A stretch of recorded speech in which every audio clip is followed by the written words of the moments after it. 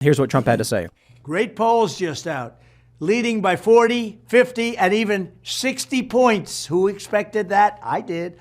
Iowa, New Hampshire, South Carolina, all very strong, but also leading Biden very big. The sanctimonious is crashing. Perhaps the party should come together.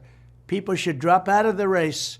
We unify, and we beat Biden and the Democrats. They should be easy to beat because our country has never been in worse condition than it is right now. Thank you.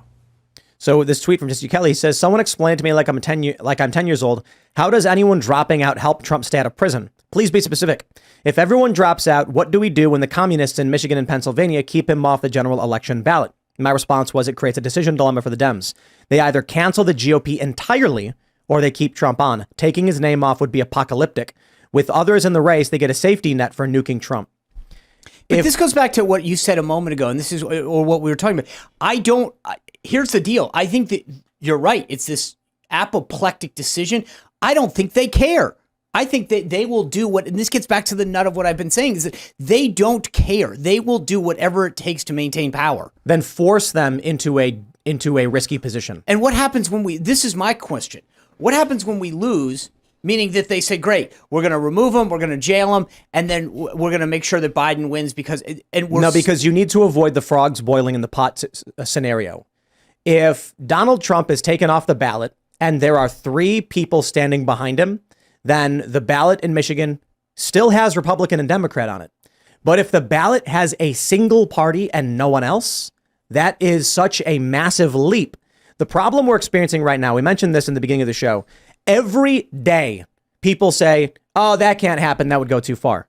Let's go way back in time. And I bring this up all the time. When I said in 2018 that the street conflicts we are seeing between Proud Boys and Antifa were a track towards civil war, and people laughed, saying a bunch of goons fighting in the street is not a civil war. And I said, yes, but the sentiments held by these people will keep spreading, eventually find their ways into government. And they said that will never happen. The security state will not allow it. Where are we today? We're well past that point. Not only did you have the 2020 Summer of Love riots where they tried firebombing the White House. The president was forced into a bunker. You then get January 6th. You then get Donald Trump being indicted several times. Every single time someone has suggested that something like this could happen, people have just across the board, across Twitter saying, no, that'll never happen. But that goes to the point. That's what I'm saying. You're absolutely right. So why is this time? Let me explain. Yeah. So what's happening is every action they take is them cranking up the temperature by 1 degree. You don't notice you're boiling.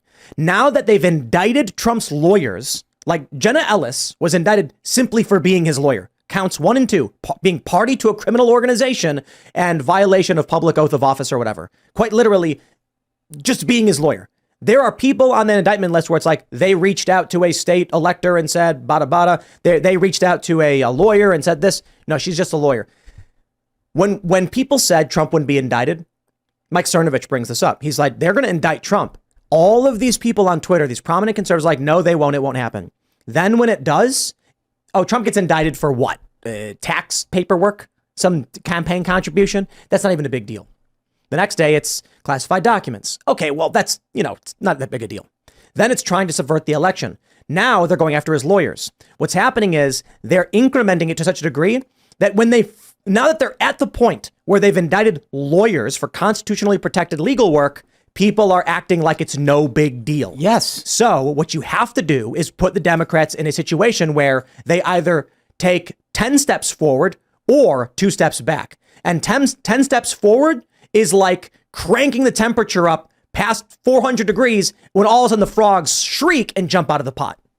Imagine what would happen in Michigan if your run-of-the-mill, bumbling, dotard Republican voter who doesn't pay attention goes and looks at the ballot and there's not a single Republican option, or the president just says Joe Biden. That person goes, what? See, I'm not voting Democrat. This is where I'll disagree with you, because I think that what happens is the media and the establishment and Hollywood and everything else they own says, well, unfortunately, he committed these crimes and he wasn't allowed to do it in the Republican Party, blah, blah. I mean, they do what they do. I get your point. They've turned it up 10 notches. That doesn't change anything. Make them excise the Republican Party from the election. Force them to outright say you have one choice or no choice. It's the same thing.